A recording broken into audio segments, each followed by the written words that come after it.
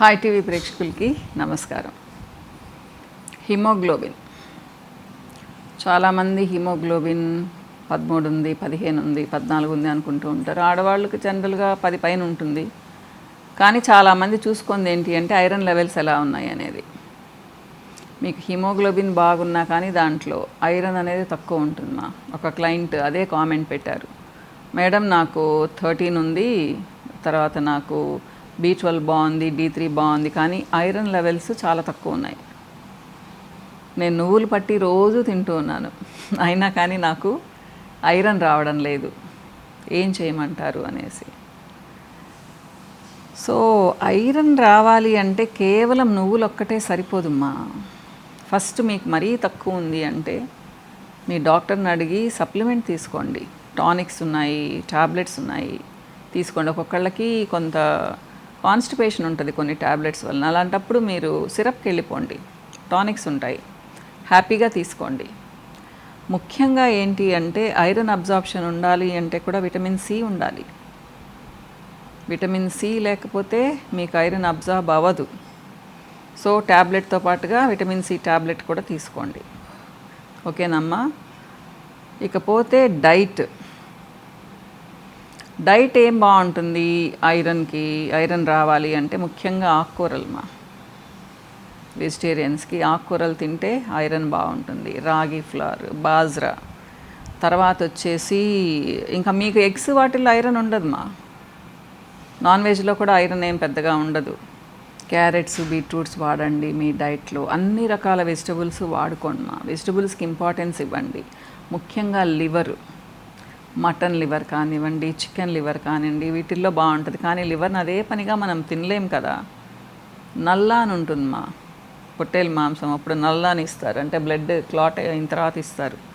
అది తింటే కూడా ఐరన్ అది ఫుల్ ఆఫ్ బ్లడ్ అనమాట. అది తినగలిగితే తినొచ్చు. మా అత్తమ్మ చాలా బాగా చేసేది అది, ఆ కర్రీని అనమాట.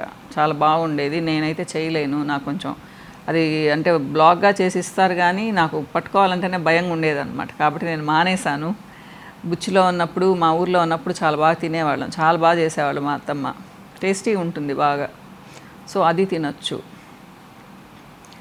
ఇకపోతే చాలామంది రాగి జావ తీసుకుంటే కూడా చాలా ఐరన్ వస్తుంది అనుకుంటారు. మరీ ఎక్కువ కాదమ్మా, అన్ని కాంబినేషన్లో తీసుకోండి. ఖర్జూరాలలో ఉంటుంది ఐరన్, ఇలా తీసుకోండి. సో నాన్ వెజిటేరియన్స్కి ఎక్కువ వస్తుంది మా. మీట్ ఎవరైతే తింటారో వాళ్ళకి ఎక్కువగా వస్తుంది. ఎగ్స్ తినే వాళ్ళకి ఏం పెద్దగా రాదు. అంటే ప్రోటీన్ ఎక్కువగా తీసుకుంటే ఐరన్ వస్తుందని ఏం లేదు మా. దానికి పర్టికులర్ ఫుడ్ ఉంటుందన్నమాట. మరీ తక్కువ ఉందంటే మాత్రం తప్పకుండా మీరు సప్లిమెంట్స్ వాడాల్సిందే. ఇకపోతే అది ఎందుకు తగ్గిపోతుంది? కొన్ని స్పెషల్ కండిషన్స్లో తగ్గిపోతుంది మా. మీకు ఆపరేషన్ అయింది, ఆపరేషన్ అయిన తర్వాత మీకు ఐరన్ లెవెల్స్ తగ్గచ్చు. మెనోపాజ్ టైంలో తగ్గచ్చు. హెవీ బ్లీడింగ్ అవుతుంటే తగ్గచ్చు. తర్వాత టీబీ ఉంటే తగ్గచ్చు. ఆస్మా లాంటివి ఉంటే తగ్గచ్చు. సో ఇలా చాలా కారణాలు ఉంటాయన్నమాట ఐరన్ తగ్గడానికి కూడా.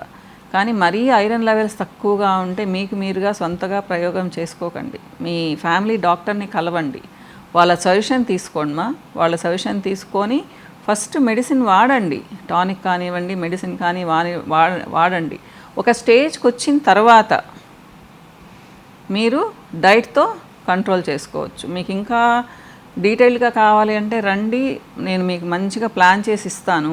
అంతేగాని నువ్వులు పట్టీలు తిన్నాను, బెల్లంతో చేసినవి అవి తిన్నాను, ఇవి తిన్నాను, నాకు రాలేదు అని అనకండి. ఎందుకంటే ఒకప్పటి బెల్లం వేరుమ్మా, ఆ జాగరి వేరు. ఐరన్ వెజల్స్లో కాచి ఇచ్చేవాళ్ళు, అది నల్లగా ఉండేది లేదా డార్క్ బ్రౌన్ ఉండేది. ఇప్పుడు తెల్లగా ఉంటుంది. బోల్డ్ అంత కెమికల్ వేసి దాని కలర్ని చేంజ్ చేసి మనకి ఇస్తున్నారు. తీపి కంటే కూడా పులుపు ఎక్కువ ఉంటుంది ఆ బెల్లంలో. అలాంటివి తింటే మీకేం ఐరన్ పెద్దగా రాదుమ్మా. కాబట్టి డాక్టర్ సలహా తీసుకోండి, ఆయన చెప్పిన మెడిసిన్ వేసుకోండి. కనీసం ఒక 2-3 మంత్స్ వాడండి, ఓకేనమ్మా. ఏదైనా డౌట్ ఉంటే కామెంట్ సెక్షన్లో పెట్టండి. ఇంకో వీడియోలో మళ్ళీ కలుస్తాను. నమస్తే.